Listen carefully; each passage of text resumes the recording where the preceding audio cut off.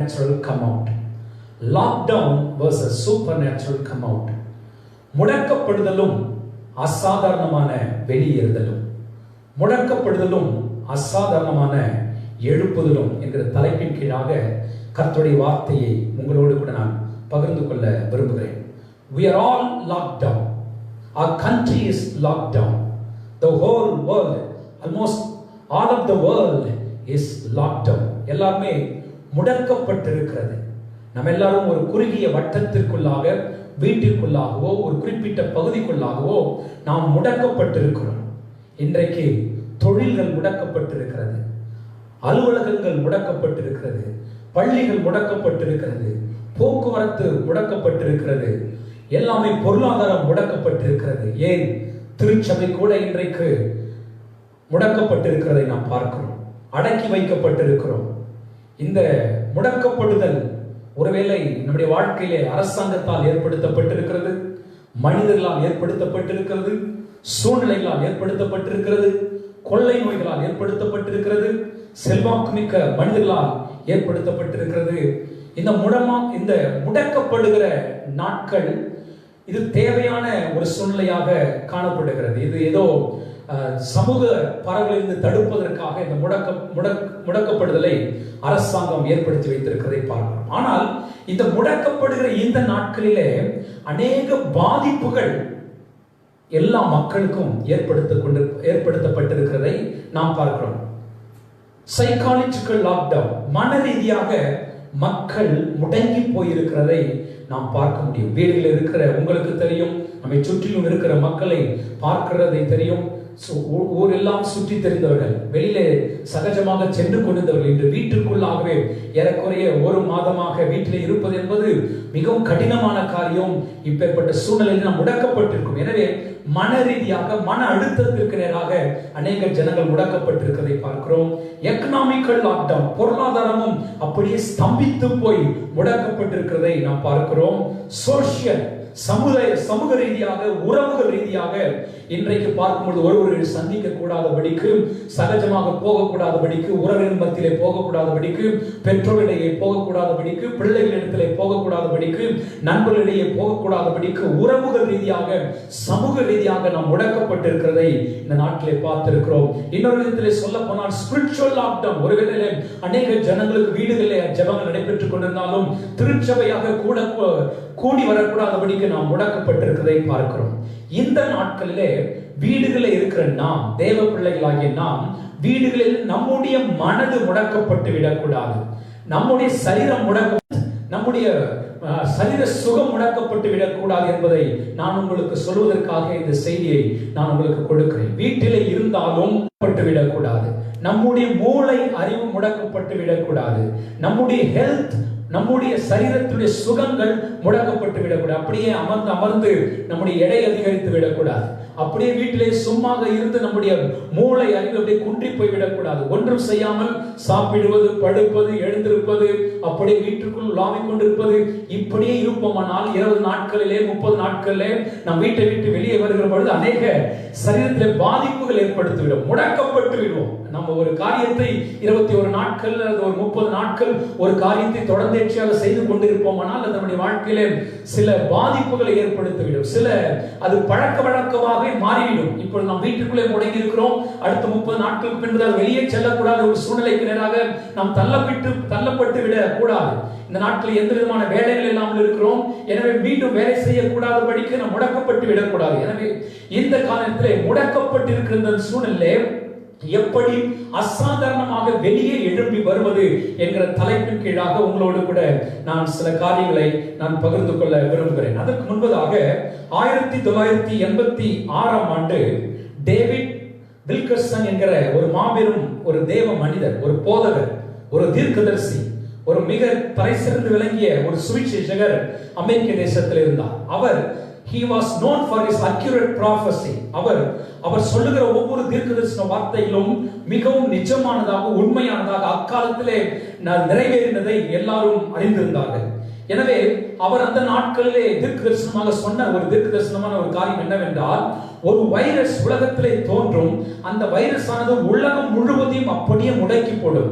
எல்லா commercial buildings, எல்லா வணிகங்கள் முடங்கி போய்விடும், எல்லா திருச்சபைகள் முடங்கி போய்விடும், எல்லா அரசாங்கங்கள் முடங்கி காணப்படும், முழு உலகமே ஸ்தம்பித்து காணப்படும் என்கிற ஒரு தீர்க்கதரிசன வார்த்தையை அவர் சொன்னார். அதில் அவர் சொல்லும்போது குறிப்பாக நியூயார்க் பட்டணமானது அது மிகவும் பலத்த விதத்திலே அது பாதிக்கப்படும், மிகவும் பலத்த விதத்திலே அது இழப்புகளை சந்திக்க நேரிடும் என்றும் அவர் தீர்க்கதரிசனமாக சொன்னார். திருச்சபைகள், அரசாங்கங்கள், உலகங்கள் எல்லாம், பொருளாதாரம் எல்லாமே முடக்கி போய்விடும் என்று சொன்னார்.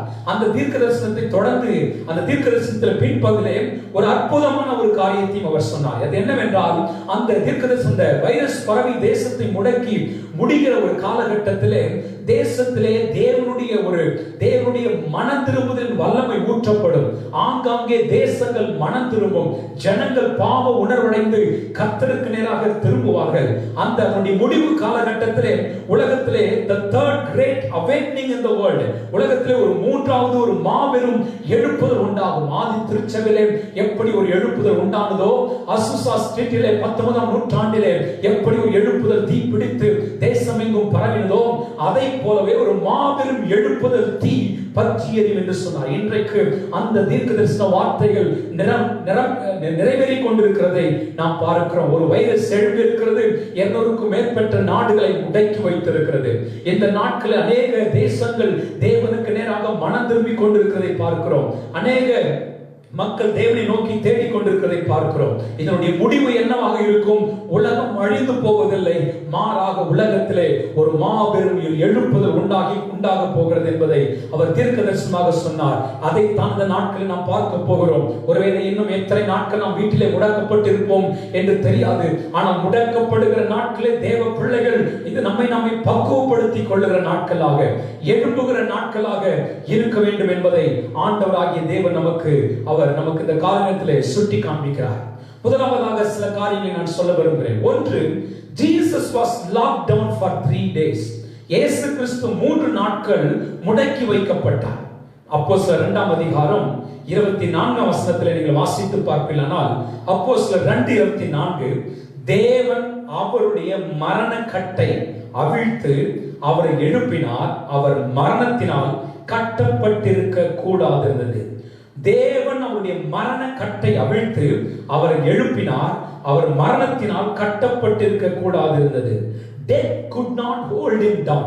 மரணம் அவரை அங்கேயே அமிழ்த்து வைக்க முடியவில்லை என்று வேதத்திலே சொல்லப்பட்டிருக்கிறதை பார்க்கிறோம். Death could not hold him down. அந்த நாட்களை பார்க்கும் பொழுது சாத்தான் இயேசு கிறிஸ்துவின் சகாப்தத்தை முடிப்பதற்காக அவரை சிலுவையிலே கொண்டு சென்றான். சிலுவையிலே கொண்டு சென்றது மாத்திரமல்ல, அவரை கல்லறையிலே வைத்தான். அந்த நாட்டில் இருந்த பிரதான ஆசாரியர்கள், அந்த நாட்களில் இருந்த தலைவர்கள், மத தலைவர்கள், பிரதான ஆசாரியர்கள், ராஜாக்கள் எல்லாரும் இயேசுடைய அரசாட்சியை, இயேசுடைய ராஜ்யத்தை, இயேசுடைய வரலாற்றை, இயேசுடைய வாழ்க்கையின் சகாப்தத்தை முடிப்பதற்காக அவர்கள் சதி திட்டம் செய்து, அவர்கள் திட்டம் பண்ணி அவரை கல்லறையிலே வைத்தார்கள். கல்லறை வைத்தது மாத்திரமல்ல, ஒரு பெரிய கல்லை புரட்டி வைத்தார்கள். பெரிய கல்லை புரட்டி வைத்தது மாத்திரமல்ல, அதிலே முத்திரை போட்டார்கள், அதிலே காவலர்களை வைத்தார்கள். அது எவ்வளவு பாதுகாக்க முடியுமோ அவ்வளவாய் பாதுகாத்துக் கொள்ளுங்கள் என்று சொல்லப்பட்டது. அவ்வளவு முழு தேசமும் இணைந்து, அந்த நாட்களில் இருந்த ராஜாக்கள் இணைந்து, ராணுவத்தினர் இணைந்து, எல்லாரும் ஒன்று சேர்ந்து அந்த கல்லறையில் அவரை அடக்கி வைத்தனர், முடக்கி வைத்தனர். ஆனால் அவருக்குள்ளே பரிசுத்த ஆவியுடைய வல்லமை விளங்கிற்று, அவருக்குள்ளே தேவனுடைய வல்லமை விளங்கிற்று. அவருடைய சரீரத்தை அடக்க நினைத்தனர், ஆனால் அவருக்குள்ளே இருந்த பரிசுத்த ஆவியானவர், அவருக்குள் வெளிப்படுத்தப்பட்ட தேவனுடைய வல்லமை அவரை அங்கே முடக்கி வைக்க முடியவில்லை. 3 நாள் உள்ளே இருந்தார், ஆனால் 3ஆம் நாளில் வெளியே வரும் பொழுது ஒரு அசாதாரணமான தேவனுடைய வல்லமையோடு கூட அவர் புறப்பட்டு வந்தார். ஒரு அசாதாரணமான தேவனாக எழுப்பி வந்தார். கல்கள் தானாக அது புரட்டப்பட்டிருந்தது. உயிரோடு கூட எழுந்திருந்தார். சீலையினால் சுற்றி வைக்கப்பட்டிருந்தார். அது அவரை கட்டி வைக்க முடியவில்லை. கல்லறை அவரை கட்டி வைக்க முடியவில்லை. கல்கள் அவரை தடுத்து நிறுத்த முடியவில்லை. போர்ச்சேவர்கள் அவரை தடுத்து நிறுத்த முடியவில்லை. காவல்காரர்களை தடுத்து நிறுத்த முடியவில்லை. முத்திரை அவரை தடுத்து நிறுத்த முடியவில்லை. மூன்றாம் நாளிலே உயிரோடு கூட ஒரு அசாதாரணமான தேவனாக, உயிர்த்தெழுந்த தேவனாக அவர் எழுப்பி வந்தார். அவர் முடக்கப்படுவார் என்று தீர்க்கதரிசனம் சொல்லிட்டு, அந்த இயேசு கிறிஸ்துவும் தேவனுடைய வார்த்தை மூன்றாம் நாளில் அவர் உயிரோடு கூட எழுந்திருப்பார் என்று தீர்க்கதரிசனம் சொன்னது. அந்த தீர்க்கதரிசன வார்த்தை அவர் சொல்லிக் கொண்டிருந்தார்.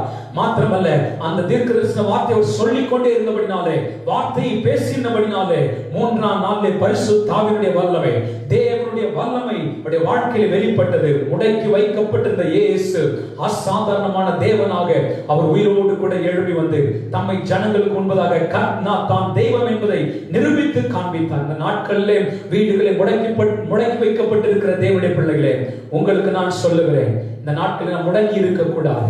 ஒரு அசாதாரணமான தேவ வல்லமைக்காக நாம் காத்திருக்க வேண்டும். நம்மை பற்றி சொல்லப்பட்ட தீர்க்கதரிசன வார்த்தைகளை நாம் அறிந்திருக்க வேண்டும். நம்மை பற்றி சொல்லப்பட்ட தீர்க்கதரிசன வார்த்தைகளை நாம் பேச வேண்டும். இப்படி இந்த நாட்களில் தேவனுடைய வார்த்தை பேசிக் கொண்டிருப்போமானால், தீர்க்கதரிசன வார்த்தை நாம் பேசிக் கொண்டிருப்போமானால், தேவனுடைய வல்லமை வெளிப்படும். இந்த முடக்கப்படுகிற லாக்டவுன் நாட்கள் முடிந்த பின்பதாக ஒவ்வொரு விசுவாசியும், ஒவ்வொரு தேவனுடைய பிள்ளையும் அசாதாரணமானவர்களாக நாம் எழுப்பி வரப்போகிறோம். ஹல்லேலூயா. இயேசு கிறிஸ்துவை 3 நாட்கள் முடக்கி வைக்க திட்டம் பண்ணி அதை ஜெயித்தது போல தெரிந்தது. ஆனால் இயேசு அசாதாரணமானவராக அவர் எழுப்பி வந்ததை நாம் வேதாகமத்திலே பார்க்கிறோம். மாத்திரமல்ல, சீஷர்களை குறித்து நாம் பார்க்க முடியும். சீஷர்களை குறித்து ஆண்டவர் இயேசு கிறிஸ்து சொன்னார், சீஷருடைய வாழ்க்கையிலே ஒரு 10 நாட்கள் முடக்கப்படுகிற ஒரு அனுபவம், 10 நாட்கள் தானாகவே ஊரடங்கை ஏற்படுத்திக் கொள்ளுகிறது போல 10 நாட்கள் ஆண்டவராகிய தேவன் அவளை இருக்க சொல்லுவதை பார்க்கிறோம். அப்போஸ்தலர் 1ஆம் அதிகாரம் 4ஆம் வசனத்திலே பார்க்கும் பொழுது, ஆண்டவராகிய இயேசு கிறிஸ்து பரமேறுவதற்கு முன்பதாக இவ்வாறாக சொல்லிவிட்டு சென்றார், சில நாளைக்குள்ளே பரிசுத்த ஆவியினால் ஞானஸ்நானம் பெறுவீர்கள். ஆகையால் நீங்கள் எருசலேமை விட்டு போகாமல் என்னிடத்தில் கேள்விப்பட்ட பிதாவின் வாக்குத்தத்தம் நிறைவேற நீங்கள் காத்திருங்கள். எருசலேமை விட்டு போகாமல். You are supposed to be locked down inside Jerusalem. You are supposed to be locked down in the upper room. நீங்கள் மேல் அறையிலே அங்கேயே நீங்கள் காத்திருக்க வேண்டும். எருசலேமை விட்டு நீங்கள் புறப்பட்டு போக கூடாது. நீங்கள் அந்த 10 நாட்கள் அந்த மேல் அறையிலே நீங்கள் காத்திருப்பீர்களானால், 10 நாட்கள் அந்த மேல் அறையிலே இருப்பீர்களானால், உங்கள் வாழ்க்கையிலே இதுவரை நீங்கள் பார்த்திராத பரிசுத்த ஆவியானவர் உங்கள் வாழ்க்கையிலே வருவார். பரிசுத்த ஆவியினுடைய வல்லமை உங்கள் வாழ்க்கையிலே நிழலிடும். பரிசுத்த ஆவியுடைய அபிஷேகம் உங்கள் மேலே நிழலிடும். உங்களுடைய வாழ்க்கையிலே புது புது காரியங்கள் நடைபெறும். அசாதாரணமான மனிதர்களாய் நீங்கள் மாறிவிடுவீர்கள். எனவே உங்களை நீங்களே 10 நாட்கள் அந்த மேலறையிலே தனிமைப்படுத்திக் கொள்ளுங்கள். அந்த மேலறையிலே உங்களை வைத்துக் கொள்ளுங்கள் என்று ஆண்டவர் சொன்னார். எருசலேமை விட்டு நீங்கள் போகாதிருங்கள் என்று ஆண்டவர்களுக்கு அறிவுறுத்தினார். பாருங்கள், அந்த 1ஆம் அதிகாரத்தில் நீங்கள் பார்க்கும் பொழுது அவர்கள் எல்லாரும் மேல் வீட்டில் ஏறினார்கள். எல்லாரும் ஒன்று கூடி மேல் வீட்டிலே ஏறினார்கள். 11ஆம் வசனத்திலே அவர்கள் அங்கேயே தங்கி இருந்தார்கள் என்று சொல்லப்பட்டிருக்கிறது. அது பின்வசனத்திலே பாருங்கள், அந்த அவர்கள் ஒன்று கூடி அடைக்கப்பட்ட அந்த மேல் அறையிலே அவர் ஒருமனப்பட்டு ஜெபத்திலும் வேண்டுதலிலும் அவர்கள் தரித்திருந்தார். When they were locked down for 10 days, they got together in prayer and seeking God. அவர்கள் தேவனை தேடுகிறதிலும் ஜெபிக்கிறதிலும் தங்களை ஆயத்தம் பண்ணி கொண்டார்கள். என கேட்டுக்கொண்டிருக்கிற அன்பான தேவனுடைய பிள்ளைகளே, இந்த நாட்களிலே ஒருவேளை அன்றைக்கு 10 நாட்கள் சீஷர்களை அங்கே இருக்க சொன்னார். இந்த நாட்களில் ஆண்டவராகிய தேவன் இப்போ ஏற்பட்டிருக்கிற சூழ்நிலைகள் மூலமாக நம்முடைய வீடுகளிலே ஏறக்குறைய ஒரு 20 நாட்களோ 30 நாட்களோ நாம் முடக்கப்பட்டிருக்கிறோம். We are locked down. But what did they do when they were locked down? அவர்கள் முடக்கப்பட்ட சூழ்நிலை என்ன செய்தார்கள்? அவர்கள் மேல் வீட்டிலே ஏறி அங்கேயே தரித்திருந்தார்கள். ஒருமனப்பட்டு ஜெபத்திலும் வேண்டுதலிலும் தரித்திருந்தார்கள். அப்பொழுது அவர்களமான சூழ்நிலை என்ன சம்பவித்தது? பரிசுத்த ஆவியானவர் பொழிந்தருளப்பட்டார் என்று சொல்லப்பட்டிருக்கிறது. அப்போஸ்தலர் 2ஆம் அதிகாரத்திலே பார்க்கும் பொழுது பரிசுத்த ஆவியானவர் கூடியிருந்த அத்தனை பேர் பொழுதும் 120 பேர் பொழுதும் பரிசுத்த ஆவியுடைய வல்லமை உண்டானது. ஒவ்வொருவரையும் பரிசுத்த ஆவியானவர் எழுப்புதலுக்காக அவர் பலப்படுத்தினதை பார்க்கிறோம். They were all filled with the Holy Spirit. எல்லாரும் பரிசுத்த ஆவியினாலே நிரப்பப்பட்டார்கள் என்பதை பார்க்கிறோம். They all got boldness and courage. ஒவ்வொருவருக்கும் தைரியம் கிடைத்ததை அந்த பகுதியிலே பார்க்கிறோம். மாத்திரமல்ல, people repented. அவர்கள் ஜனங்கள் அந்த இடத்தில் ரட்சிக்கப்பட்டதை பார்க்கிறோம். அந்த தேசத்திலே காணப்பட்ட அரசியல்வாதிகள், ராஜாக்கள், தலைவர்கள், அதிகாரிகள் எல்லாரும் இயேசு என்கிற நாமத்தை இவர்கள் மூலமாக கேள்விப்பட்டதை பார்க்கிறோம். திருச்சபைகள் உண்டானதை பார்க்கிறோம். வீடுகள் முழுவதும் திருச்சபைகளாக மாறினதை அப்பகுதியில் பார்க்கிறோம். ஒரு எழுப்புதல் தீ பற்றி எரிந்து எருசலேமிலிருந்து யூதேயா, சமாரியா பூமியின் கடைசி பரியந்தமும் பரவினதை பார்க்கிறோம். தேசங்கள் தேவனுடைய வல்லமையினால் தொடப்பட்டதை பார்க்கிறோம். திருச்சபையில் ஸ்தாபிக்கப்பட்டது. அதே போல் ஒரு எழுப்புதல் தான் இந்த முடக்கப்படுதல் முடிவின் நாட்களில் நடைபெறப் போகிறது என்பதை நாம் மறந்துவிட வேண்டாம். ஒவ்வொரு சாதாரண சீஷனும், ஒவ்வொரு சாதாரண விசுவாசியும் அவர்கள் ஒன்று கூடி ஜெபித்த பொழுது, அவர் முடக்கப்பட்ட நாட்களிலே பரிசுத்த ஆவியானவருக்காக காத்திருந்த பொழுது அவருடைய வாழ்க்கை மாறினது. பயந்து கொண்டிருந்த பேதுரு தைரியமாய் முன்பதாக நின்று முதலாவது பிரசங்கித்ததை செய்ததை பார்க்கிறோம். சாதாரணமாக மீன் பிடித்துக் கொண்டிருந்த பேதுரு ஜனங்களுக்கு முன்பதாக பிரசங்கித்த பொழுது 3000 5000 என்று ரட்சிக்கப்பட்டதை பார்க்கிறோம். ஜனங்கள் எல்லாம் நாங்கள் ரட்சிக்கப்பட என்ன செய்ய வேண்டும் என்று கேட்டதை பார்க்கிறோம். இருதயத்திலே குத்தப்பட்டவர்களாய் மனம் திரும்பினதை பார்க்கிறோம். ஒரு மாபெரும் எழுப்புதல் அக்காலகட்டத்திலே உண்டானதை பார்க்கிறோம். 10 நாட்கள் முடக்கப்பட்டது அவருடைய வாழ்க்கையை மாற்றி போட்டது. அது பரிசுத்த ஆவியிலே கிரியை செய்வதற்கும், பரிசுத்த ஆவியின் வல்லமை பெற்றுக் கொள்வதற்கும், அந்நிய பாஷை வரத்தை பெற்றுக் கொள்வதற்கும், ஆவியின் வரங்களை பெற்றுக் கொள்வதற்கும் ஒரு எழுப்புதல் நாட்களாகவே, ஒரு ஆயத்தத்தின் நாட்களாகவே மாறிவிட்டது. இந்த நாட்களில் வீடுகளில் நாம் முடங்கி இருக்கிறோம். நாம் என்ன செய்து கொண்டிருக்கிறோம்? சீஷர்களைப் போல ஆண்டவருடைய சமூகத்தில் காத்திருப்போமானால் நாம் வெளியே புறப்பட்டு வருகிற பொழுது ஒவ்வொரு வரங்களோடு கூட எழும்ப போகிறோம், வல்லமையோடு கூட எழும்ப போகிறோம். உங்களை கொண்டு, ஒவ்வொருவரை கொண்டு பரிசுத்த ஆவியானவர் அநேக ஜனங்களை மனதிரும்புவதற்கு நேராக நடத்த போகிறார். எழுப்புதலை எழுப்புதலை ஊற்ற போகிறார். பரிசுத்த ஆவியுடைய ஒரு மாபெரும் எழுப்புதல் உலகம் எங்கும் பரவுகிறதை நாம் பார்க்க போகிறோம். இது எழுப்புதல் நாட்களாகவே இருக்க போகிறது என்பதை நீங்கள் நானும் மறந்துவிட வேண்டாம். மூன்றாவதாக ஒரு காரியத்தை நான் சொல்லி உங்களுக்காக நான் ஜெபிக்க விரும்புகிறேன். நீங்கள் வேதாகமத்திலே பார்க்கும் பொழுது பேதுருவையும் பவுலையும் சிறைச்சாலையில் வைக்கிறதை பார்க்கிறோம். அப்போஸ்தலர் 12ஆம் அதிகாரம் 5ஆம் வசனத்திலே பார்க்கும் பொழுது, அப்போஸ்தலர் 12:5 பார்க்கும் பொழுது, அப்படியே பேதுரு சிறைச்சாலையில் காக்கப்பட்டிருக்கையில் சபையார் அவனுக்காக தேவனை நோக்கி ஊக்கத்தோடு ஜெபம் பண்ணினார்கள் என்று சொல்லப்பட்டிருக்கிறதை பார்க்கிறோம். அங்கே காக்கப்பட்டீர்கள் என்று சொல்லுகிற அந்த பதம், அவர் முடக்கி வைக்கப்பட்டிருந்தார். அடுத்த நாளிலே கொலை செய்யப்படுவதற்காக ஏரோது ராஜா யோவானை கொலை செய்திருக்கிறான். இப்பொழுது பேதுருவையும் அடுத்த நாளை கொலை செய்வதற்காக அவனை சிறைச்சாலையில் முடக்கி வைத்திருந்தான். அந்த நாட்களில் திருச்சபை என்ன செய்தது? நீங்கள் பாருங்கள், பேதுரு கொலை செய்யப்படுவதற்காக பூட்டப்பட்டு வைக்கப்பட்டிருந்தார். ஆனால் அந்த இடத்துல அடுத்த வசனம் பார்க்கும்போது சபையார் பூட்டப்பட்ட அறையிலே ஜெபம் பண்ணினார்கள். அங்கே பேதுரு முடக்கப்பட்டிருக்கிறார். இங்கே திருச்சபை மக்கள் ஒன்று கூடி அவர்கள் மேலறையிலே, ஒரு வீட்டிலே அவர்களும் சேர்ந்து அவர்கள் ஜெபம் பண்ணி கொண்டிருந்தார்கள். பூட்டப்பட்ட அறையிலே விசுவாசிகள் ஜெபித்தார்கள் என்று பார்க்கிறோம். என்ன சம்பவித்தது? Church offered sincere and earnest prayer. இந்த இடத்துல பார்க்கும்போது திருச்சபையானது பவுல் கட்டப்பட்ட, பேதுரு பூட்டப்பட்ட அந்த சூழ்நிலையிலே, மரணத்திற்கு என்று நியமித்த சூழ்நிலையிலே திருச்சபை ஜெபித்தது. ஜெபித்த பொழுது என்ன சம்பவித்தது? பேதுரு விடுதலையானான். ஜெபித்த பொழுது என்ன சம்பவித்தது? ஏரோது மரித்து போனான். ஜெபித்த பொழுது என்ன சம்பவித்தது? தேவ வசனம் வளர்ந்து பெருகிற்று. கர்த்தரை தெய்வம் என்று ஜனங்கள் அறிந்து கொண்டார்கள். பேதுரு முடக்கப்பட்ட அந்த சூழ்நிலை திருச்சபை மக்கள் ஜெபித்தார்கள். இன்றைக்கு தேசங்கள் முடக்கப்பட்டிருக்கிறது, திருச்சபைகள் முடக்கப்பட்டிருக்கிறது, ஆங்காங்கே முடக்கப்பட்டிருக்கிற சூழ்நிலை. திருச்சபை மக்களே, நீங்கள் நானும் ஜெபிப்போமானால் பேதுருக்கள் விடுதலை ஆவார்கள். கட்டப்பட்டிருக்கிற மக்கள் விடுதலை ஆவார்கள். ஏரோது மரித்து போனான். தேவன் ஜனத்தை அழிப்பதற்காக பரவி கொண்டிருக்கிற கொள்ளை நோய்கள், திருச்சபை அழிப்பதற்காக, உலகத்தின் மக்களை அழிப்பதற்காக சத்துரு விதைத்த எல்லா கொள்ளை நோய்களும் வாதைகளும் அழிந்து போகும். தேவ வசனம் வளர்ந்து பெருகிட்டு என்று கடைசி வசனம் சொல்லுகிறது. தேவ வசனம் வளர்ந்து பெருகிற ஒரு காலகட்டமாக இருக்கும். இன்னும் ஒரே ஒரு சம்பவத்தை நான் சொல்லி நான் ஜெபிக்க விரும்புகிறேன். பவுலுடைய வாழ்க்கையிலே பார்க்கும் பொழுது அப்போஸ்தலர் 16ஆம் அதிகாரம் 23ஆம் வசனத்திலே, அப்போஸ்தலர் 16:23, அவர்களை, பவுல் சீலாவை அநேக அடிகள் அடித்த பின்பு சிறைச்சாலையிலே வைத்து அவர்களை பத்திரமாய் காக்கும்படி சிறைச்சாலைக்காரனுக்கு கட்டளையிட்டார்கள். 24ஆம் வசனம் சொல்கிறது, உட்காவலறையிலே அடைத்து அவர்கள் கால்களை தொழுமரத்திலே மாட்டி வைத்தார்கள். உட்காவலறையிலே அடைத்து அவர்கள் கால்களை தொழுமரத்திலே மாட்டி வைத்தார்கள் என்று சொல்லப்பட்டிருக்கிறது. பவுலையும் சீலாவையும் சுவிசேஷத்தை அறிவித்ததற்காக அவர்களை அடைத்து வைத்தார்கள். They were put imprisoned. அவர்கள் சிறைச்சாலையை வைக்கப்பட்டார்கள். they were put in jail. அவருடைய கால்கள் அந்த இடத்துல கட்டப்பட்டிருந்ததை பார்க்கிறோம். அவர்கள் அநேக அடிகள் அடிக்கப்பட்டார்கள். அவருடைய சரீரம் முழுவதும் காயங்கள் ஏற்பட்டது.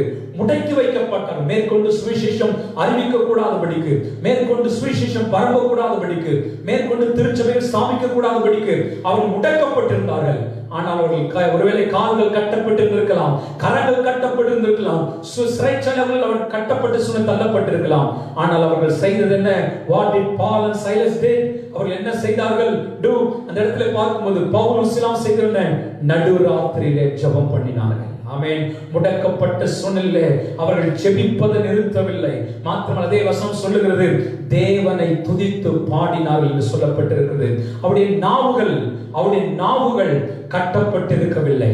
அவருடைய ஜெபம் கட்டப்பட்டிருக்கவில்லை. அவருடைய துதி கட்டப்பட்டிருக்கவில்லை. எந்த சூழ்நிலையில் தூக்கி போட்டாலும் ஒரு தேவ மனிதன், ஒரு தேவ மனுஷி துதிக்கிறவர்களாக தான் காணப்படுவார். அன்பு தேவனுடைய பிள்ளைகளை, முடக்கப்பட்டிருக்கிற சூழ்நிலையிலே உங்கள் ஜெபத்தை நீங்கள் அப்படியே நிறுத்திவிட வேண்டாம். உங்கள் பரிசுத்தத்தை அப்படியே தடுத்து நிறுத்திவிட வேண்டாம். உங்கள் நேரத்தை அப்படியே விரயமாக்கி விட வேண்டாம். பவுலும் சீலாவும் எந்த சூழ்நிலையில் போட்டாலும் அவர்கள் ஜெபம் பண்ணினார்கள், துதித்தார்கள், அவர்கள் தேவனை ஆராதித்துக் கொண்டிருந்தார்கள். என்ன சம்பவித்தது? அவர்கள் சிறைச்சாலையில் முடக்கப்பட்ட சூழ்நிலையிலே சிறைச்சாலையின் அஸ்திபாரங்கள் அசைந்தது. As we are locked down in these days, as we pray in our home, as we pray in our rooms, as we pray to God, நாம் ஜெபிக்கிற இந்த நாட்களிலே என்ன நடக்க போகிறது? உலகத்தின் அஸ்திபாரங்கள் அசைய போகிறது. ராஜ்யங்கள் அசைக்கப்பட போகிறது. ராஜாக்களுடைய அஸ்திபாரங்கள் அசைய போகிறது. தேசத்தினுடைய அஸ்திபாரங்கள் அசைக்கப்பட போகிறது.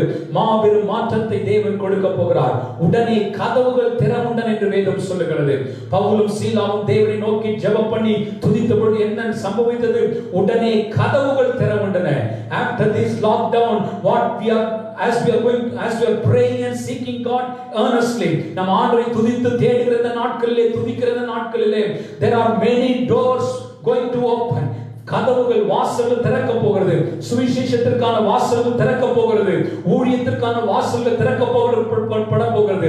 எந்தெந்த ஏரியாக்கெல்லாம் கதவுகள் பூட்டப்பட்டிருந்ததோ, எந்தெந்த கதவுகள்லாம் பூட்டப்பட்டிருந்ததோ, இந்த நாட்களில் பவுலும் சீலாவை போல ஜெபிக்கிற பொழுது, துதிக்கிற பொழுது அநேக கதவுகள் உங்களுக்காய் திறக்கும். உங்களுக்கு நான் தீர்க்கதரிசனமாகவே நான் சொல்லுகிறேன், இந்த முடக்கப்படுகிற நாட்கள் முடிகிற வேளையிலே என்ன செய்வோம் என்று தெரியாமல் இருக்கலாம். பிசினஸ் என்ன ஆகும், பிள்ளைகள் எதிர்காலம் என்ன ஆகும் என்று பயந்து கொண்டிருக்கலாம். நீங்கள் நானும் பவுலும் சீலாவையும் போல துதிக்கிற பொழுது கதவுகள் தானாக திறக்கும் என்று சொல்லுகிறேன். முடிவிலே உங்களுக்காக கதவுகள் திறக்கும். அநேக பிசினஸ் டோர்ஸ் எல்லாம் இந்த நாட்கள் அடைக்கப்பட்டு கொண்டிருந்தாலும் தேவ பிள்ளைகளுக்கு கதவுகள் திறக்கும். மாத்திரமல்ல, அந்த பகுதியில் சொல்லப்பட்டிருக்கிறது, எல்லாருடைய கட்டுகளும் கடந்து போயிற்று. எல்லாருடைய கட்டுகளும் கடந்து போயிற்று. அன்பு தேவனுடைய பிள்ளைகளே, எந்தெந்த பகுதியெல்லாம் கட்டப்பட்டிருக்கிறதோ தேவ பிள்ளைகளுக்கு நம் நிமித்தம் பவுல் சீலா நிமித்தம் யாரெல்லாம் அந்த சிறைச்சாலை இருந்தாங்களோ எல்லாருடைய கட்டுகளும் கடந்து போயிற்று. இன்றைக்கு தேவ பிள்ளைகள் நிமித்தம் தேசங்களில் இருக்கிற எல்லா கட்டுகளும் கடந்து போவதை பார்க்கிறோம். மனம் திரும்புதல் அந்த ராத்திரியிலே உண்டாயிற்று. ரட்சிப்பு உண்டாயிற்று. அந்த ராத்திரியிலே ஞானஸ்தானம் ஏற்படுத்தப்பட்டது. எழுப்புதல் உண்டாயிற்று. என்னை கேட்டுக்கொண்டிருக்கிற தேவனுடைய பிள்ளைகளே, இந்த நாட்களிலே, முடக்கப்பட்டிருக்கிற இந்த நாட்களிலே ஒரு மாபெரும் மாற்றங்கள் உண்டாகப்பட போகிறது. What are you doing during this lockdown? இந்த நாட்களிலே, முடக்கப்பட்டிருக்கிற இந்த நாட்களிலே நீங்கள் வெளியே வரும் பொழுது, இந்த லாக்டவுன் முடிகிற நாட்களில் வெளியே வருகிற பொழுது நீங்கள் எவ்வண்ணமாக வெளியே வரப்போகிறீர்கள் என்பதுதான் கேள்வி. நீங்கள் பரிசுத்தத்தில் வளர்ந்து, ஜெபத்தில் வளர்ந்து, ஆவிக்குரிய ரீதியாக வளர்ந்து, வரங்களில் வளர்ந்து, ஞானத்தில் வளர்ந்து, தேவனை அறிகிற அறிவில் விருத்தி அடைந்து, கிருபையில் பெருகி வளர்ந்து வெளியே வரப்போகிறீர்களா? அல்லது தளர்ந்து போனவர்களாக, செயலிழந்து போனவர்களாக, பலவீனப்பட்டவர்களாக, ஒன்றும் செய்ய தெரியாதவர்களாக வெளியே வரப்போகிறீர்களா? ஒருவேளை உலகம் முடக்கப்பட்டிருக்கலாம். தேவ பிள்ளைகள் வீட்டிலே முடக்கப்படாமல் காலொன்றி நிற்போமாக. ஆண்டவராகிய தேவன் சொன்னார், உன் அறைக்கதவை பூட்டி அந்தரங்கத்தில் பார்க்கிற உன் பிதாவை நோக்கி ஜெபம் பண்ணு, அப்பொழுது வெளியரங்கமான பலனை நான் கொடுப்பேன் என்று சொல்லுகிறார். இந்த நாட்கள், முடக்கப்பட்டிருக்கிற நாட்களிலே நீங்கள் தேவனை நோக்கி ஜெபம் பண்ணுங்கள். உங்கள் தேவனை அதிக அறிவிலை விருத்தி அடைங்க. வேதாகமத்தை அதிகமாய் வாசித்து நீங்கள் அறிவிலை தேர்வுகளை உற்சாகப்படுத்துகிறேன். தேவனை அதிகமாக அறிந்து கொள்ளுங்கள். பவுல் சொல்லுகிற பொழுது அவர் சிறைச்சாலை இருக்கும்போது he started writing letters. அவர் சிறைச்சாலை இருக்கும்போது அவர் எழுதினார். அநேக காரியங்கள் படித்துக் கொண்டு அவர் புஸ்தகத்தை கொண்டு வா என்று சொல்லுகிறார். எனவே புஸ்தகத்தை வாசித்தார், அவர் எழுதினார், அநேகரை உற்சாகப்படுத்தினார், அங்கே துதித்தார், ஜெபித்தார். அவர் முடக்கப்பட்டிருக்கவில்லை. he was not locked down. அவருடைய ஆவிக்குரிய வாழ்க்கை முடக்கப்படவில்லை. அவர் எழுதுகிறார். இந்த நாட்களில் நீங்கள் அதிகமாக வீட்டில் இருக்கும்போது அநேக காரியங்களை எழுதுங்கள். உங்களுக்கு கர்த்தர் கொடுத்திருக்கிற தாளங்களை அபிவிருத்தி செய்யுங்கள். அநேக பாடல்களை ஏற்றுங்கள், பாடி ஆராதிங்கள். கர்த்தர் உங்களுக்கு என்னென்ன தாளங்களை கர்த்தர் கொடுத்திருக்கிறாரோ இது ஆயத்தமாக்கும் நாட்களாக இருக்கட்டும். ஆயத்தமா get prepared. If you are getting prepared, நீங்கள் ஆயத்தமாவீர்களானால் இந்த முடிவிலே கர்த்தர் உங்களுக்காக அநேக வாசலை திறப்பார். நீங்கள் அமைதியாக உட்கார்ந்து கொண்டிருப்பீர்களானால் வாசல்கள் திறக்காது. ஆனால் ஆயத்தமாகுங்கள். ஆண்டவர் சொல்லுகிறார், ஜெபத்திலே ஆயத்தமாகுங்கள், வேத வசனத்திலே ஆயத்தமாகுங்கள். உங்கள் தாளந்துகளை, திறமைகளிலே, வரங்களிலே நீங்கள் அதை அபிவிருத்தி அடைய செய்யுங்கள். இப்படி செய்யலானால் இந்த முடமாக்கப்பட்டிருக்கிற நாட்களிலே, முடக்கப்பட்டிருக்கிற நாட்களிலே ஒரு முடிவு உண்டாக போகிறது. திருச்சபை எழும்ப போகிறது. நம்முடைய திருச்சபையானாலும் சரி, எல்லா திருச்சபைகளும் ஆயிரங்களாய் வளர போகிறது. இந்திய தேசம் ஒரு மாபெரும் எழுப்புதலை காண போகிறது. உலகம் முழுவதும் ஒரு மூன்றாவது மிகப்பெரிய எழுப்புதல் அக்கினி பற்றிய போகிறது. Will you seek God earnestly? என் நாமம் தரிக்கப்பட்ட என் ஜனங்கள் தங்களை தாழ்த்திய முகத்தை தேடி தங்கள் பாவங்களை அறிக்கையிட்டு பொல்லாத வழிகளை விட்டு திரும்புவார்களானால் அப்பொழுது பரலோகத்தில் இருக்கிற நான் கேட்டு அவர் பாவத்தை மன்னித்து சேமத்தை கொடுப்பேன் என்று சொன்னவர் தேசங்களுக்கு சேமத்தை கொடுக்க போகிறார். அது உங்கள் கையில் இருக்கிறது, அது நம்முடைய கையில் இருக்கிறது. அன்பு தேவனுடைய பிள்ளைகளே, இயேசு கிறிஸ்துவை கல்லறையிலே கட்டி வைக்க முடியவில்லை.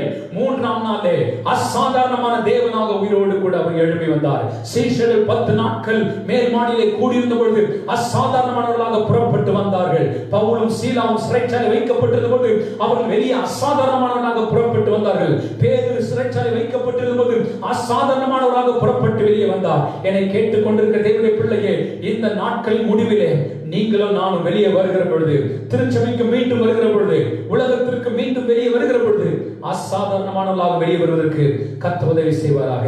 இதற்கு நேராக நம்முடைய வாழ்க்கையை ஒப்புக் கொடுப்போமாக. எல்லா கண்களையும் மூடி நாம் ஜெபிக்க போகிறோம். எல்லா தேவ மனிதர்கள், தேவனால் பயன்படுத்தப்படுகிற பாத்திரங்கள் எல்லாரும் சொல்லுகிற ஒரு காரியம், ஒரு மாபெரும் எழுப்புதலை கர்த்தர் உலகம் எங்கும் அனுப்ப போகிறார்.